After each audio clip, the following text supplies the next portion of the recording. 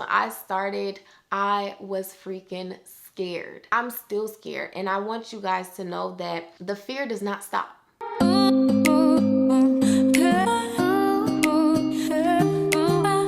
What's up, beautiful people? Welcome back to my channel. I'm Erin, and this is Erin On Demand, a place for entrepreneurs and content creators looking to build your brand, business, and impact. And y'all, today we getting a little deep breath. We are talking about dealing with fear, nerves, and lack of support when becoming an entrepreneur. Almost everybody deals with this because you're about to start something that you have no idea will work. You're scared of failure. You're scared that your logo doesn't look good enough, or you're nervous to finally reveal something that you've been working on for so long to the world and let it be exposed to other people's opinions. There are a lot of things that can make going into entrepreneurship very scary, and it can cause you to step back and not do and not go. And so I just want to address some things and just be totally transparent with you guys about some of the ways that you can conquer these fears and get that support in this video. So if that is something you are interested in, keep watching. Our brains naturally want to protect us. So when there is something that is just don't seem right, it just don't feel right, it's risk. Your brain knows when you're about to take a risk, and naturally it uses fear as a protection mechanism to prevent you from taking the risk because it's trying to protect us. When you look at fear as kind of more of a form of protection and as a positive thing instead of a negative thing all the time, it kind of helps you be able to be like, okay, I'm fearful. This is natural. How can I work with this and make it work for me?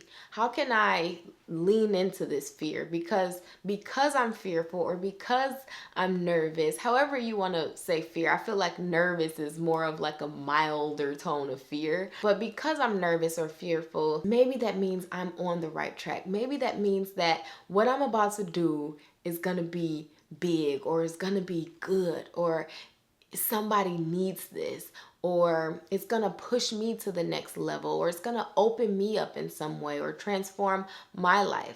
So thinking of fear in a way that is not so negative, but is something that is natural, that comes to us and is natural, and it's just our bodies and our minds, or our minds really, trying to protect us. It helps to settle the fear a little bit. Now, a couple of ways to combat fear. The first being, think about the worst possible scenario, okay? So if your idea completely flops, what are you going to do? And I actually got this from This Is Us. That is one of my favorite shows. Once you get that out, you know that if it doesn't work, this is what you're gonna do, okay? Or this is what your life is gonna look like. And not only does that help you to like work even harder to prevent that from happening, but it also gives you some level of comfort in knowing that, okay, the world is not gonna end. My life might look a lot differently, but I'm gonna be okay. So if you are gonna have to downsize your car or sell your car to get more capital and instead buy a used car for $2,500 instead of your Escalade, if you're going to have to move into your parents' home temporarily, if you can't afford to keep paying your rent, okay. If you have to downsize from your 4-bedroom home into a 1 to 2 bedroom apartment, it's okay. So just knowing that even if things don't work out and you have to go to your worst case scenario, at least you have peace of mind with knowing that this is what the plan is if it does not work. And I know that for me, that was pretty settling. The second thing is knowing that failing does not mean you are a failure. And I want to stress this because a lot of times the first idea or the first thing you think of for your business, or the first logo design, or the first website, that ain't what you gonna end up with 5 years down the line. It is not permanent. And it might be your first business idea that's not even the right thing for you. You might realize that that's something that you actually don't want to do. But it wasn't until you took that step that you discovered, I actually like this part of business. Maybe I'll focus my business more on this area. Then when you got there, you realized that you were attracting a different type of client that you actually like working with better. So you even more focus your business and change direction. So business takes shape in so many different ways. So failing in one sense could honestly be a redirection in another way. You just can't see the bigger picture yet, but it all plays out in divine order. And so knowing that makes failure feel less scary, you know? And one of the best quotes, I love me some Oprah, y'all. And I'm not gonna call her auntie because she don't want to be called auntie for some strange reason.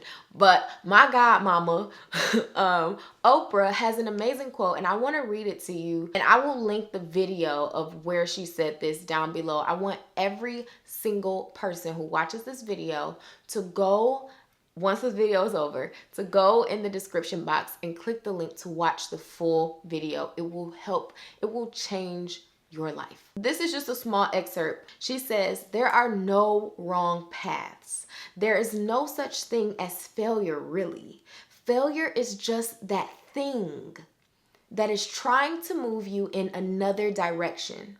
So you get as much from your losses as you do from your victories, because the losses are there to wake you up.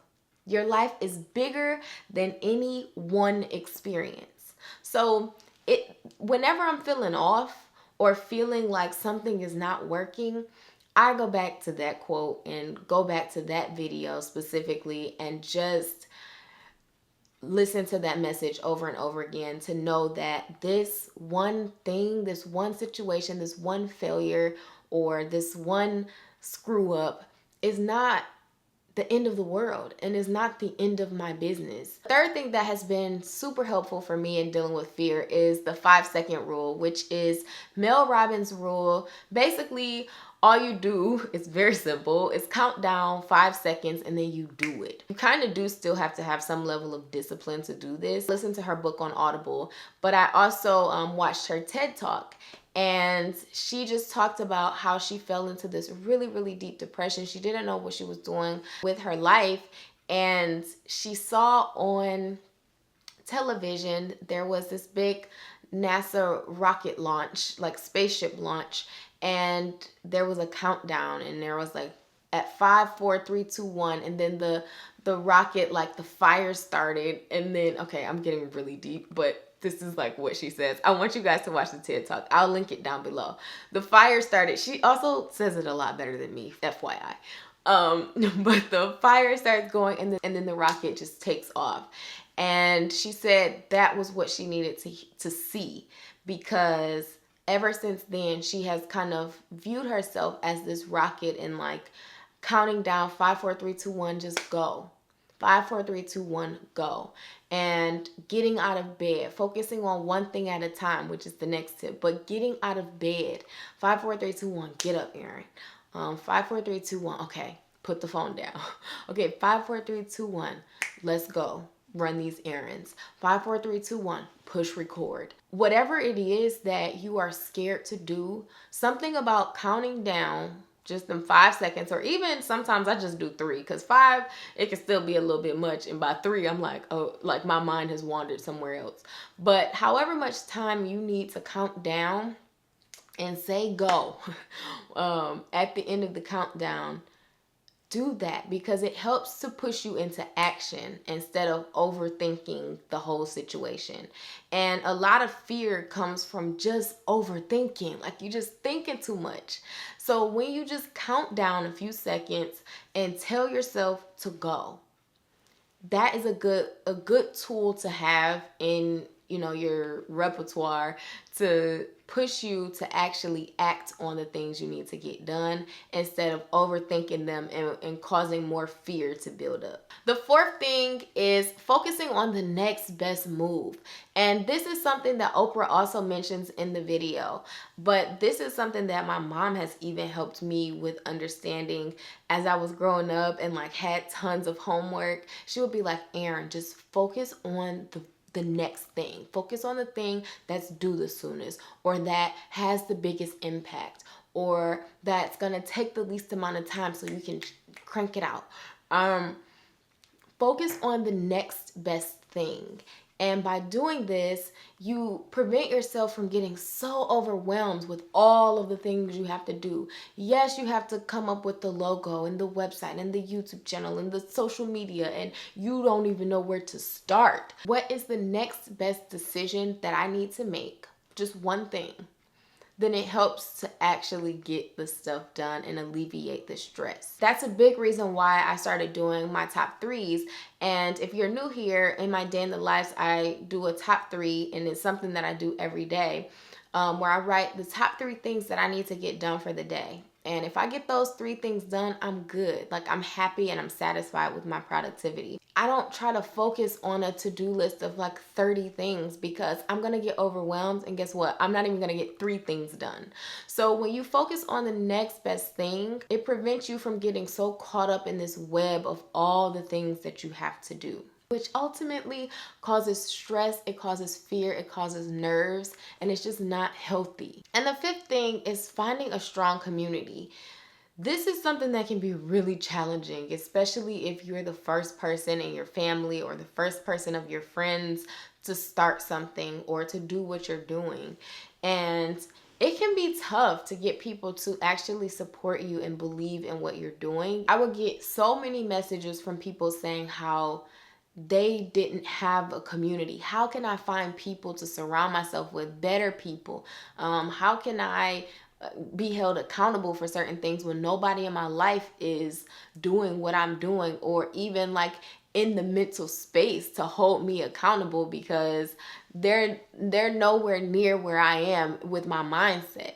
So having those types of people around are very important. And I will always tell people, like, okay, even though your family doesn't support you, like, find a group, find somebody, put yourself out there, check hashtags, go follow people, and try to like find the people that you want to connect with. And then that's when I got started thinking, like, how can I be that for people, and how can I build something that's going to help with support and encouragement and accountability. And that's when I came up with the eBrand Club. So the eBrand Club is my membership club. It's only $20 a month, and basically it's for entrepreneurs or content creators or people who are looking to start a business and they need help. They need help with content, with strategy, with marketing, with learning the ins and outs, the back end of business. And so those are all the things that we talk about in the eBrand Club. I do live lessons every week. We have accountability partners. There's a book club.